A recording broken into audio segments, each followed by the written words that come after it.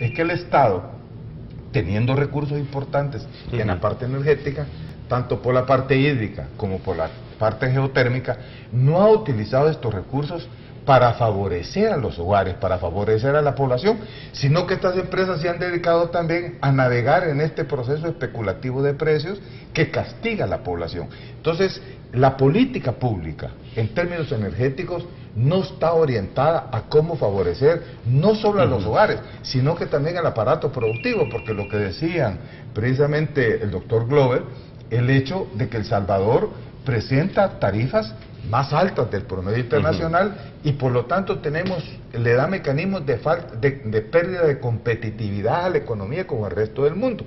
Y además, la política pública tiene el defecto que, por ejemplo, la CEL, ¿cuánto le cuesta a la CEL un kilowatt? 6 centavos. ¿Y en cuánto lo está vendiendo? En 14 centavos. Entonces, y la Geo cuesta más o menos 2 centavos más que la hidroeléctrica. O sea, estamos hablando de 8 centavos, pero la venden a 14. Entonces nosotros tenemos que el Estado, teniendo un recurso, en lugar de canalizarlo para favorecer a los hogares y al aparato económico, lo que ha estado haciendo la CEL ha estado teniendo excesos de recursos y lo que hacen entonces es dicen que subsidian.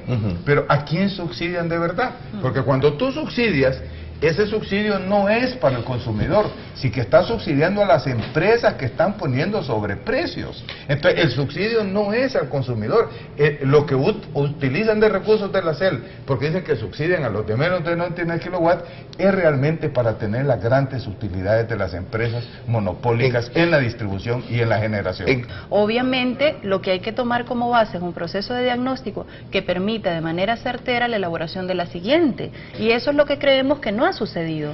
Aparte también, por supuesto, de que tiene que ser a favor de las grandes mayorías y no en detrimento. Ahora, con el proceso de crisis que estamos todavía sobreviviendo, obviamente todo lo que colateralmente se colija de esta medida pública va a ser en detrimento de la población salvadoreña, porque el ejemplo clásico es poner a jugar a la Caperucita Roja con el lobo feroz, en donde el cazador está lejos. El cazador es el Estado, es un Estado débil.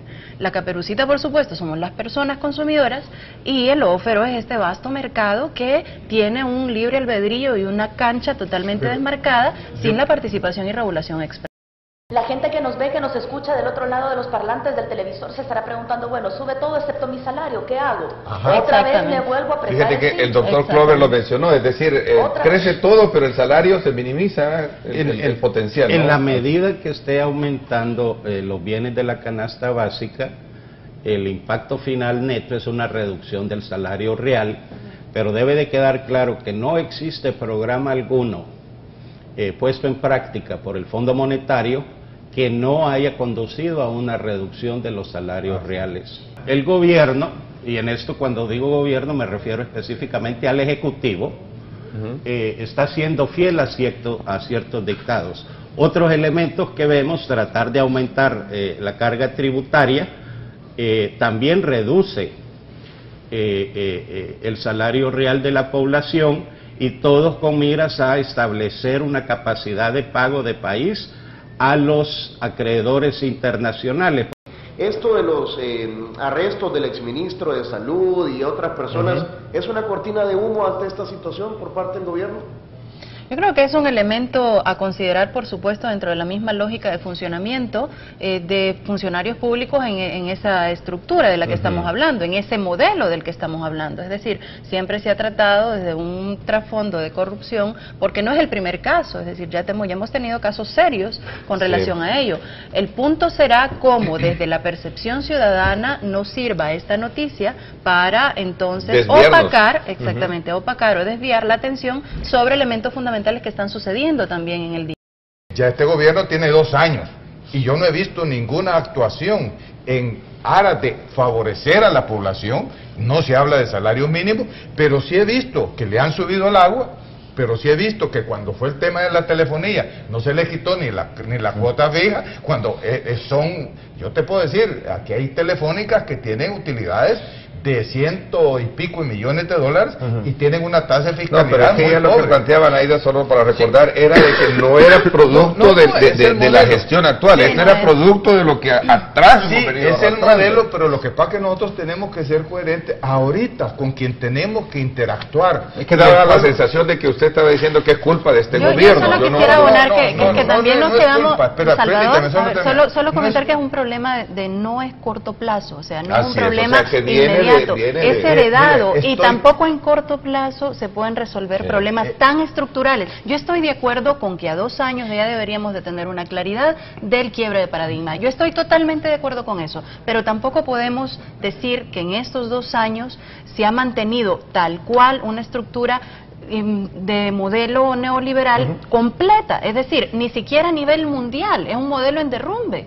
Yo creo que es el punto medular, es decir, sí se acepta retóricamente el fracaso de un modelo específico, pero estoy casi segura que no hay certeza de la construcción de qué tipo de modelo se quiere entonces empujar. Pero si no se han sentado a platicar, pero si también si hay idea, pero no hay, entonces exactamente. Y no solo eso, pero también tenemos sobre la mesa oportunidades importantísimas. Si existieran opciones, sí podría responder el consumidor, pero como decía un viejo filósofo, cuando no hay opciones no hay problema.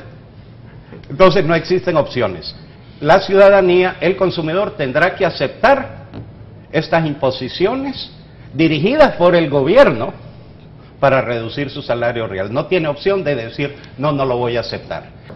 Hay que revisar los márgenes de las distribuidoras y regularles utilidades decentes, adecuadas, no que en estos países tienen utilidades que en 2 o 3 años recuperan los activos y vuelven a recuperar los próximos. Pero es que tampoco nadie puede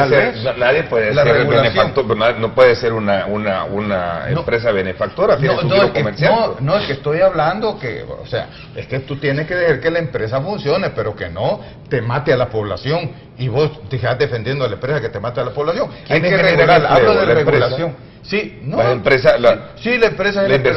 privada genera empleo, más que el Estado. Pero yo no estoy diciendo, yo no estoy atacando a la empresa desde ese punto de vista, estoy diciendo que sea un funcionamiento adecuado. Esta genera empleo, es cierto. Todas las empresas generan empleo, no solo las grandes, también las chiquitas.